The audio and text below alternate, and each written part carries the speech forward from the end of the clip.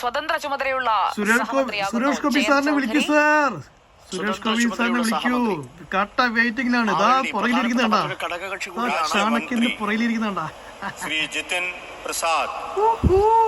സുരേഷ് ഗോപിയില്ല, അടുത്തത് ജിതിൻ പ്രസാദ് ആണ്. കട്ട വെയിറ്റിംഗ്. സുരേഷ് ഗോപി സാറിനെ വിളിക്കേ. ആവേശം കൊണ്ട് മൂത്തിട്ട് എന്തെങ്കിലും തല്ലിപ്പൊടിക്കാൻ തോന്നുന്നു.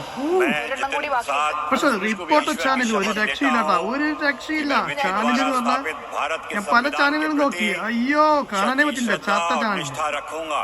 പക്ഷെ ഈ റിപ്പോർട്ടർ ചാനൽ അങ്ങനെയല്ല, നമുക്ക് ആവേശം തോന്നും. ആവേശം ഈ മറ്റേ നമ്മുടെ സുജാ പാർവതി ചേച്ചിയും നാരഞ്ജിയും എന്നതാ പറഞ്ഞു, ആവേശം തോന്നുന്നു. ആവേശം കട്ട വെയിറ്റിംഗ്. സുരേഷ് ഗോപി സാറിന് കട്ട വെയിറ്റിംഗിലാണ്, ഒരു രക്ഷയില്ല. പെട്ടെന്ന് പെട്ടെന്ന് കാണട്ടെ. കേരളത്തിലുള്ള കട്ട വെയിറ്റിംഗ് ആണ്. അയ്യോ ഒരു രക്ഷയില്ല കേട്ടോ, കൊതിയായിട്ട് വയ്യ. ഇതില് വന്ന് ഈ മൈക്കിന്റെ 4 മൈക്കിന്റെ ഫ്രണ്ടിൽ വന്നിട്ട് ഇങ്ങനെ പറയുന്ന ഒരു ജയങ്ങളുണ്ടല്ലോ, ഒന്ന് ഊഹിച്ചു നോക്കി, ഒന്ന് ചിന്തിച്ചു നോക്കി. സാറേ വെയിറ്റ് ചെയ്യുന്നു സാറേ, പെട്ടെന്ന്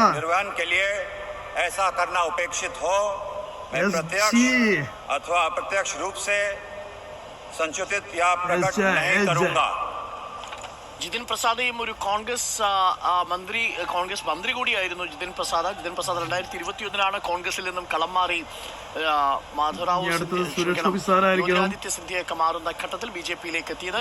ജിതിൻ പ്രസാദ് യോഗി സർക്കാരിൽ PWD വകുപ്പ് മന്ത്രി ആയിരുന്നു.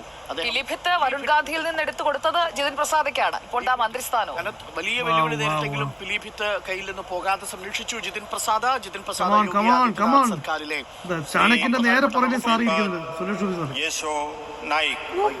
ശ്രീപതി യശോ നായിക്, അതും സുരേഷ് ഗോപിയല്ല.